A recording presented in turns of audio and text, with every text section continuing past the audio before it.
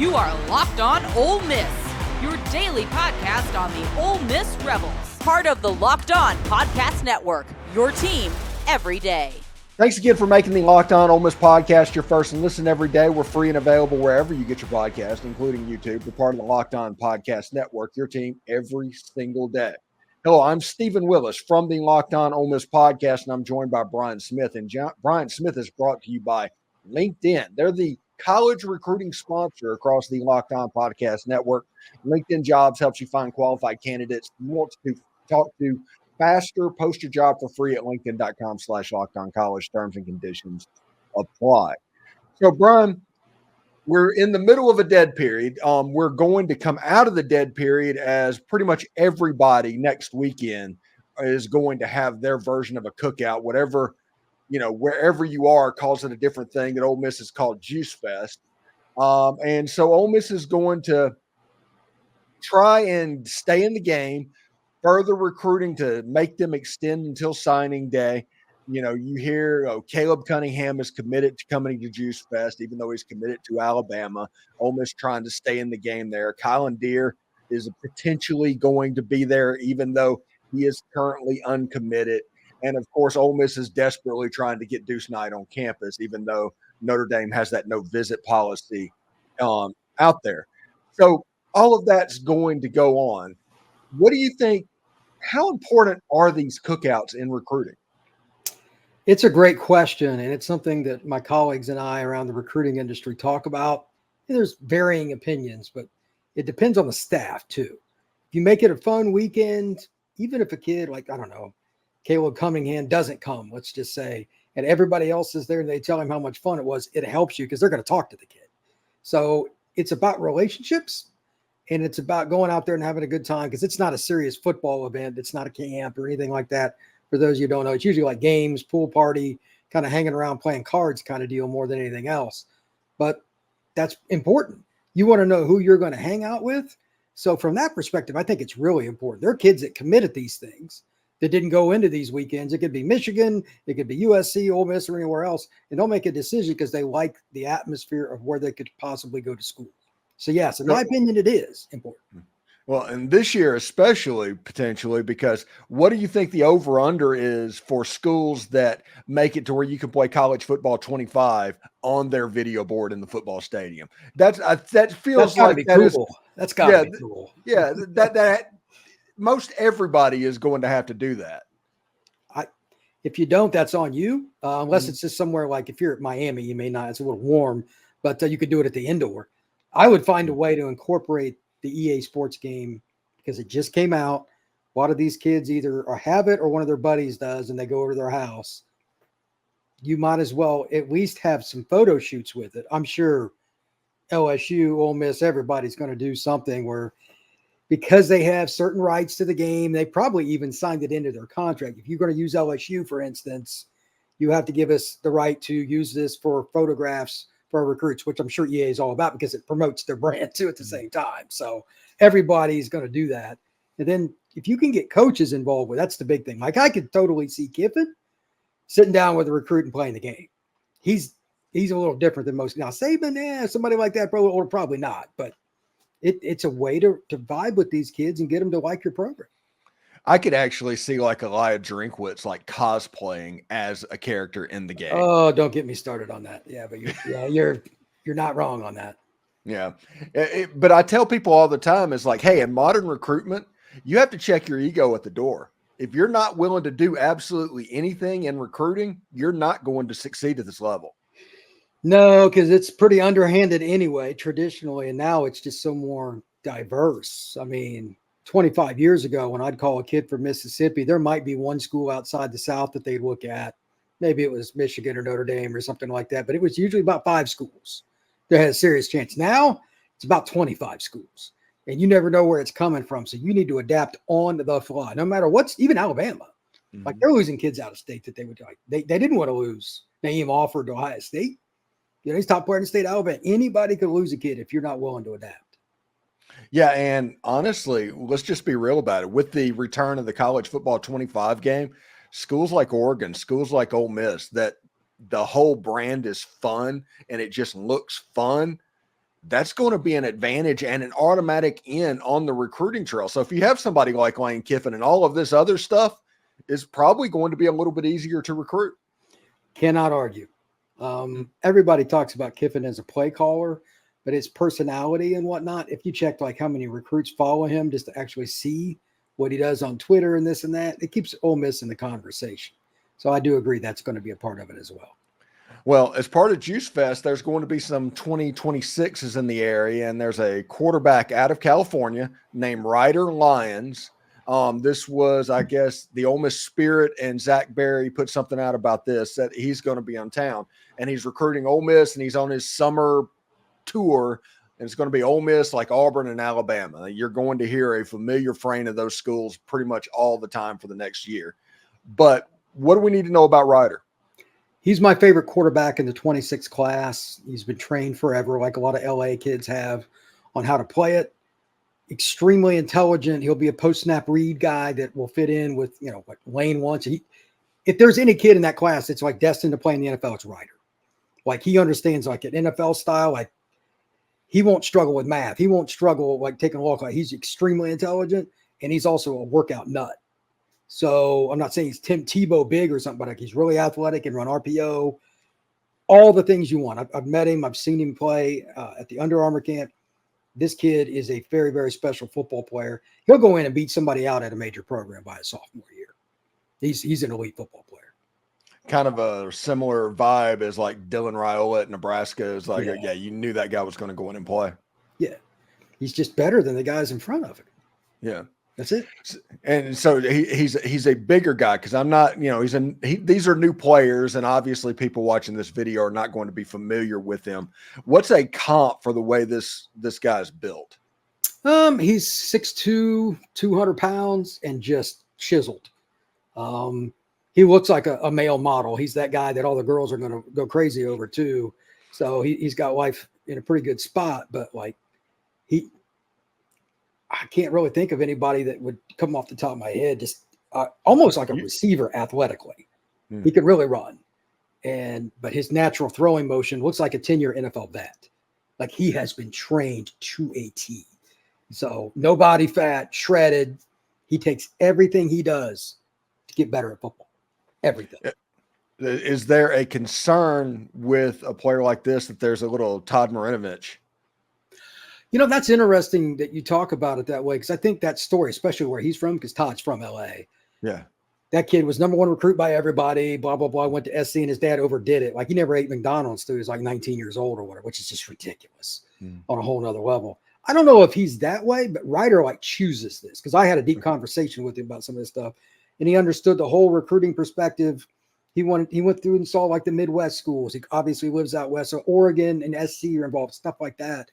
Now he's coming down here. He's taking things from a broad perspective, not counting out anything. So I don't think he's a guy that's that way. He chooses it instead of like Dad says, this is what you have to do. So this is going to be the guy that everybody's after in next year's class. One of them, he's got an offer from everybody. He's probably the best quarterback uncommitted too. There's a bunch already selected schools. I'm pretty sure he's the highest rated guy that's not. Oregon, SC are a couple of schools you should know. But like, think about this. Notre Dame's already got their quarterback in the next class. Michigan already does. Florida does. Florida State. I mean, a bunch of schools already are in the fold. So he needs to make a decision sooner. So this is important. Ole Miss is in the mix if he's visiting. Like I'm telling you, Ryder does not do things just for fun. He's not stopping by just for fun. He's interested or he wouldn't be there. He's a very serious young man.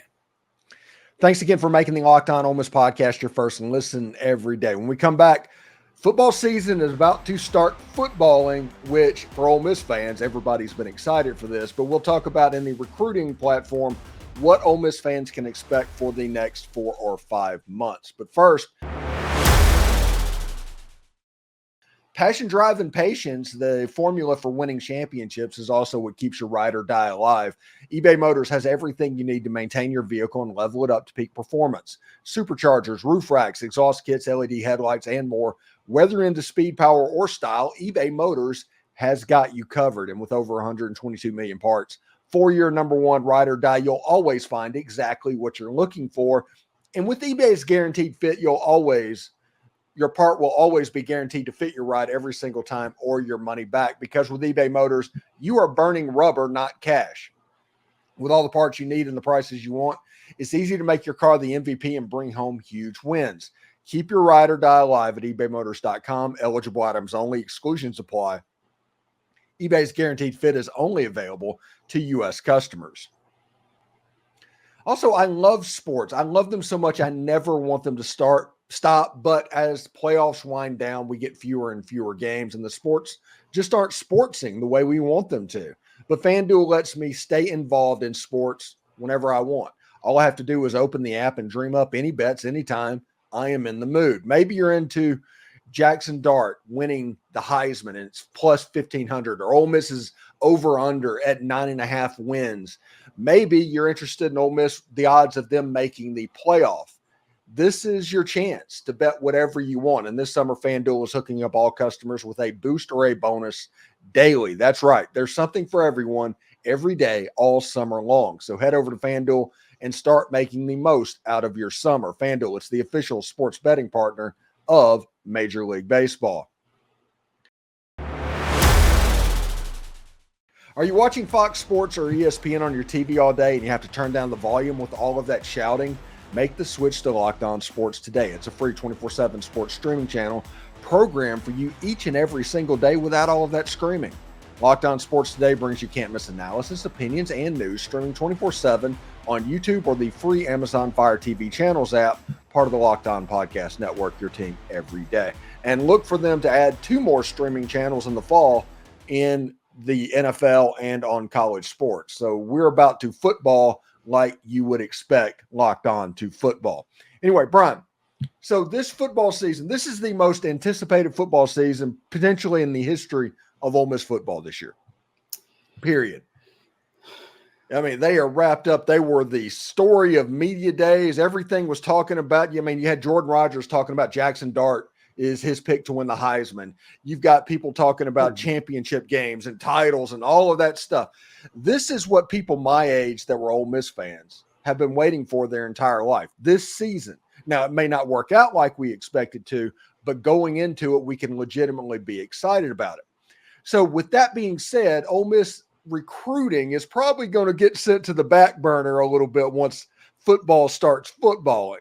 But what does Ole Miss need to do in this fall, over this fall process? What would be some indicators real quick where everybody says, hey, okay, yeah, recruiting is going well? The kids that come to campus. It's not what you say, it's what you do. A Kylan Deere, Caleb Cunningham, kids like that visiting. And if they start out like 5-0 or something, you're going to get some kids to come back. That's, logical. The secondary part of that is, do you get any of the kids to commit while they're on visits or shortly thereafter? They're down to the part where it's just elite kids they're really after, a few in-state kids, a few out-of-state kids too, but they're after a certain elite kids. It's yay or nay. There's no gray matter here. It's black and white. So they can't allow Deere to lead the state. Like you and I have agreed, that's the best player in the state this year. Well, he's ridiculous, but he might. They can't allow that to happen. So that's really how it is, because this is, even by Mississippi standards, a tremendous recruiting class opportunity, and they're doing pretty well, but they still have a lot of work to do. Which of the elite players do they get to jump on board? Yeah, and I'd like to get your opinion on this thing, because I have a take that I've been kind of workshopping on my podcast over the little bit, and that is, if Ole Miss makes the playoffs this year with as much as they have put into the transfer portal over the last 3 years, does that not change the dynamic for schools like Oklahoma State, Mississippi State, those lower, below the top level? That's like, hey, the transfer portal needs to become the primary. And you being in the high school recruiting ecosystem, what do you feel about that? Unless you're one of about 6 to 8 schools, and you know which ones I'm talking about, if they're the absolute elite recruiting programs, everybody else has to use the portal a little bit differently, especially at D tackle, corner, pass rusher. If you're not, are you getting the same D tackle Georgia is? No. Who's the guy they first went out and got this year? Ole Miss. Certain D tackle from A&M. He was the best guy in the portal. I don't need to talk to anybody else. I already know he was the best guy in the portal. He went to Ole Miss, and it's a premium position. You can't teach the size. So, yeah, I agree. Most schools do. The problem, like at Oklahoma State, head coach is very old school and he's tremendous X's and O's guy. You're not going to change him much. Yeah. He might take a couple more guys, but he likes the red shirt develop, kind of like Iowa's head coach, et cetera. There's certain guys like that. And Oklahoma State might make the playoff this year. They got 20 starters back, which is an insane number. But yeah, I just think you have to be really specific about who you take in the portal. Look at what Norvell did at Florida State. They've hit it better than anybody over the last couple of years. Like kids go in there, people are like, why'd you take him? He didn't do nothing. Then he's like second team all conference. They can evaluate really well. So you got to give them credit. If you do it right, the portal is a great way to do it because you're getting kids that have been through the weight room. They understand being away from home and they're just bigger, stronger, faster. So this is their last shot too. That's the other thing. Once you screw up or something doesn't go right, you're more likely to listen to coaches or they're going to be gone. So I think it's a learning curve for some coaches, but Kiffin's figured it out, obviously, because Ole Miss wouldn't be a preseason top 10 team unless they had. What do you make of the, I guess, SEC media days? We follow some of the same accounts, and one of is like Polk Football. One of those, I guess. Yeah. And he came out and said that Cormani McClain got dismissed. And of course, it got people pushed back against it. And there's a little bit of a Twitter war that's happening in Central Florida right now. Oh, boy. What do you think's going on there? I'm not sure what Cormani did or didn't do. Probably didn't do is the problem. Show up for a meeting or something like that. But he's got to mature. I know him. I don't know how you would or wouldn't know that kid got dismissed because like the person in question knows Cormani really well. But maybe Florida is suspending him. It was misconstrued or something. There's probably a punishment going on, but a complete pulling a guy out of a program is different. I need to actually talk to Polk to find out what happened, but that is a little bit of an awkward Twitter. I saw that. And I don't want any part of it, by the way.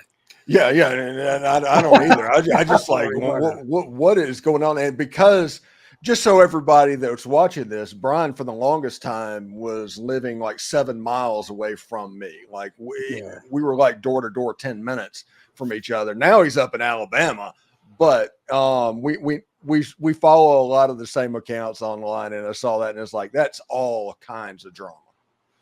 Yeah. I didn't need to get into that too deep. I figure by the time practice starts, we'll know.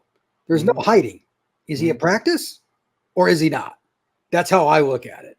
And that's only a couple of weeks away, so I don't care. It'll take care of itself. So there you go. When is practice going to start up there? Is it like the 27th or 28th?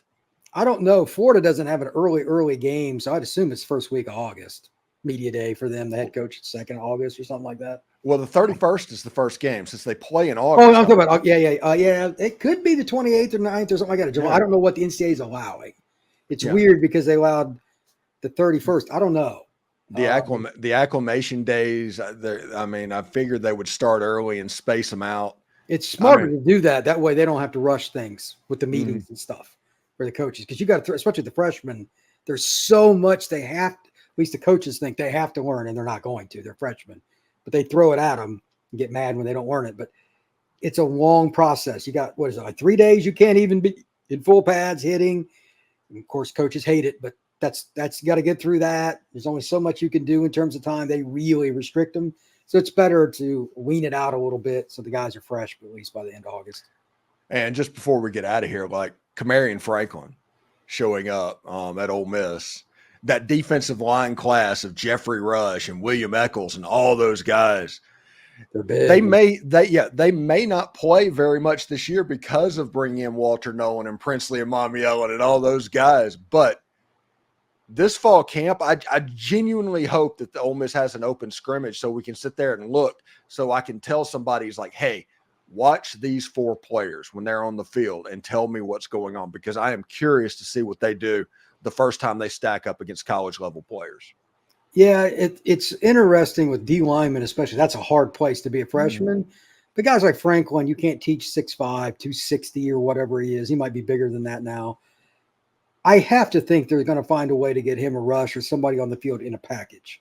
Depends on what they understand in terms of the playbook, but they have God-given ability that not many people get. They got to use them in the rotation. Here's the last part on that. I was talking to a buddy of mine about this. I talked to a head coach in college football. He had told him a couple of his All-American candidates, it's a prominent program, he's going to have to play him less. And my buddy's like, why? And he said, well, if you're going to play deep into the playoffs, you can't play the same number of snaps game to game. There's going to be some ugly moments. This is for all schools. If you see a guy coming out of the game, you're like, why? It's because if you don't take the risk now, you're not going to do anything. You're going to get annihilated in the playoffs when your guys run out of gas. Playing more than 15 games is not natural for college kids. This is the problem that everybody, it starts this year. You're going to see everybody dial it down just a little bit, really try to blow out those directional schools so your starters don't even play in the second half of games and stuff. Mm-hmm. They got to find a way to get rid of snaps. There's no way around it. Yeah, I've talked about that several times. It's like Lane Kiffin's preparing for 16 games. Everything he's doing. Yeah. That's the reason there's 10 players on the offensive line that all have starter snaps on Ole Miss's roster, because all of them are going to see the field at some point during those 16 games, if it goes that far. Absolutely. So thanks again for making the Locked On Ole Miss podcast your first listen every day. We're free and available wherever you get your podcast, including YouTube. We're part of the Locked On Podcast Network, your team every day. Brian Smith, the Florida football scout. What have you got going on this week, bud? Well, this weekend is a nice, lazy off weekend, but starting next weekend and the one after, it's just media days with high school. I'll be in Orlando. Then I'll be at IMG. So it's a lot of interviews with high school football recruits that are going to be playing in the SEC. Oh, let me know if Major Preston is going to be available when you go down there. Oh, yeah, I'll interview him. All right. Awesome. Well, thank you very much, man. We'll talk to you next week. Appreciate it.